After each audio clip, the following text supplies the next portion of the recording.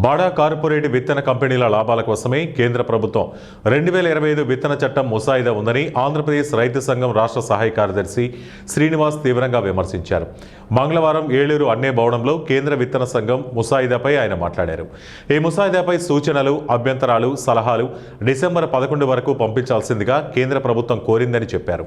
చట్టాన్ని పరిశీలిస్తే కార్పొరేట్ సంస్థలకు రైతుల నుండి వేల కోట్ల రూపాయలు లాభాలు కొల్లగొట్టేందుకే నూతన విత్తన చట్టం తీసుకువస్తున్నట్లు స్పష్టమవుతోందని ఆందోళన వ్యక్తం చేశారు. 2004లో నాటి కేంద్ర ప్రభుత్వం పార్లమెంట్లో ప్రవేశపెట్టిన ముసాయిదా చట్టానికి 2010లో 2019లో సవరణలు చేసినప్పటికీ నేటికి ఆమోదం పొందలేదని, తిరిగి 2025 విత్తన ముసాయిదా చట్టాన్ని తెచ్చారని చెప్పారు. ఈ ప్రతిపాదిత చట్టంలో కేంద్ర విత్తన కమిటీకి చైర్మన్ సహా మరో 27 మందిని ఎన్నుకోవాలన్నారు. సంబంధించి సరఫరా చేస్తూ ఉన్నారు. ఈ విత్తనాలకు సంబంధించిన ఎప్పుడైతే సరఫరా చేస్తూ ఉన్నారో ఈ నకిలీ విత్తనాలు, నాణ్యత లేని విత్తనాలను సరఫరా చేసే వాళ్ళు లైసెన్స్ రద్దు చేయడం కానీ, వాళ్ళకి జైలు శిక్ష వేయడం కానీ, పెనాల్టీలు వేయడం కానీ, ఇట్లాంటి ఏ అంశాలు కూడా కేంద్ర విత్తన చట్టంలో లేవు.